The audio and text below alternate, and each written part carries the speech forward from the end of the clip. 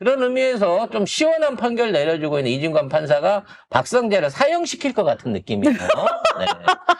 왜냐면 지금 나 사형 얘기에 이렇게 웃으면 안 되는데 약간 정신 지금 이상자처럼 한덕수도 보였어. 35년을 때렸기 때문에 박성재는 사실상 사형입니다. 이렇게 가게 되면 어떤 질문들과 대답이 있었는지 시원한 얘기니까 한번 들어보도록 하겠습니다. 네. 아유, 저 사형제 얘기에 이렇게 웃는 게 아니고 박성재 사형에 웃은 겁니다. 예. 꼭 죽이란 얘기는 아니에요. 예, 구형은 예, 아니. 예. 판결을 그렇게 맞았으면 좋겠다는 예, 거지. 그렇습니다. 그렇습니다. 난 예. 딴 사람 사형시키고. 네.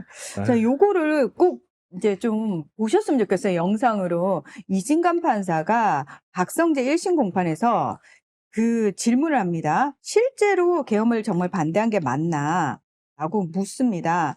그러니까 박성재가 뭐 그렇게 안 보였을지 모르겠지만 본인은 반대를 했다라고 이야기를 합니다. 그러면서 물론 그 당시에 법률적 요건 하나하나 들어가지고 반대하지는 못했지만 반대를 했다라고 이야기를 합니다.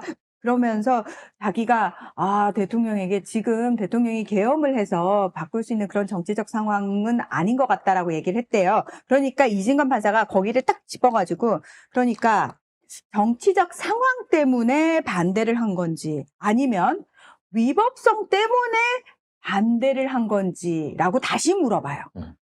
대답 못합니다. 대답 못합니다. 예. 이게 중요한 게 뭐냐면 박성재는 일반인이 아니에요. 법무부 장관입니다. 그렇죠.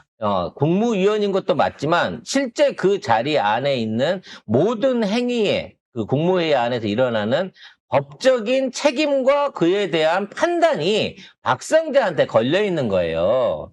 근데 이게 법적으로 안 되는 짓인지 알면서도 본인은 인지를 한 상태에서도 이거를 갖다가 받아들였고 용인을 했고 심지어 불법인 줄 알면서 윤석열이 내는 불법적인 명령을 하달을 해갖고 시행을 시켰단 말이야. 구치소도 비우고 빈 감옥 있는지도 알아보고 대법관 저기 계엄 쪽이 계엄 사령부에다가 법원 보내는 것도 검토를 시키고 이 모든 것들을 불법인 줄 알면서 저질렀다는 거죠.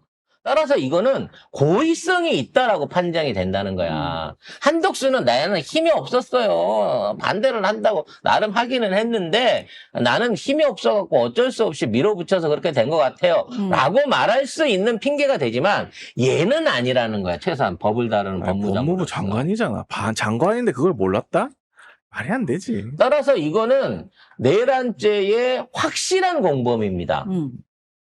더구나 죄질이 더 나빠요. 무식한 윤석열이 이걸 하자고 하더라도 안 됩니다라고 말려야 될 책임과 의무가 있는 사람인데 그걸 안 했다는 거죠. 바로 사형입니다. 아니, 너님이 결정할 건 아니고요. 저는 이진관 판사님의 재판 과정을 지켜보면서 그 생각했어요. 아니, 그러니까 우리도 보면서 이해하잖아요. 그치? 상식적으로 저래야 되는 거지. 그러니까 왜 이런 상식적인 판사가 이진관 판사밖에 없냐는 거예요, 내 말은. 아니, 그냥 상식적으로 판단하고 이야기하면 되잖아요. 근데 왜 그 어떤 판사도 이런 상식이 없냐고요. 관련한 재판을 다른 판사들도 앞으로 계속 해나가겠지만 안 멋있어요?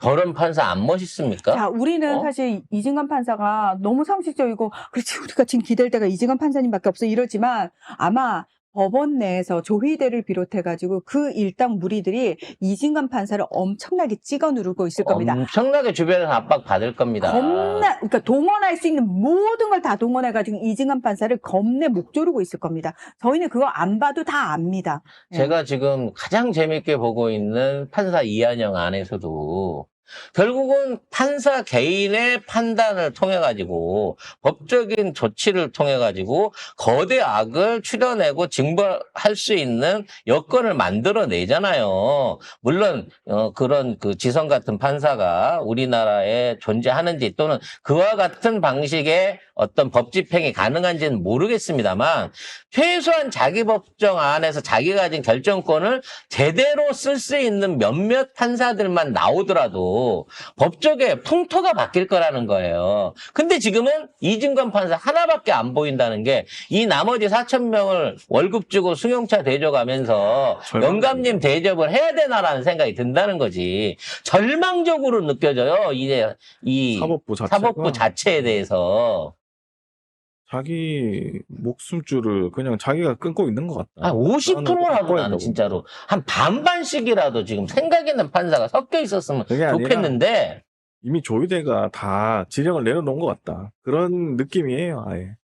아니, 못 이진관 바꿔. 판사한테는 지령이 안 내려갔을까? 지령 내려가도 이진관 판사는 소신대로 하잖아요. 그 한 명이 더 없어요? 그 한 명이 더 없냐고. 어떻게 이진관 판사를 제외하고 나머지가 다 그렇게 찌질하고 그렇게 더러울 수 있냐고. 그래서 이진관 판사를 마지막으로 사법부는 이제 법봉을 내려놔야 된다. 판결봉을 내려놔야 된다. 나머지 3,999명은 법복을 입고 법에 의한 판단을 할 자격이 없는 놈들이다라는 게 보여져요. 저는 그래서 이진관 판사를 우리 국민들이 더 크게 응원해야 된다고 생각합니다. 무슨 뭐 정치적으로 나중에 국회의원을 시키자 이런 게 아니고요. 국민들이 원하는 어. 판사의 모습은 이런 거다라는 걸 계속 어필해야 된다고 생각합니다. 근데 이거 오래 갈 수 있을까? 사법부? 내가 볼 땐 그렇지 않아요. 아니요, 왜냐, 못 가요. 조의대가 네. 짜증나지만 27년 6월까지 1년이 넘게 남았네요. 1년 넘게 남았지만 어쨌든 이재명 대통령보다는 적게 나왔다. 저는 다음번에 조의대 임기가 끝나고 난 다음에 뭐 대법원이 바뀌고 사법부가 바뀐다고 생각하지 않고요. 조의대를 저 자리에 박아놓은 상황에서 우리의 시스템이 입법기관이 나서가지고 이 3대 권력의 견제 아닙니까?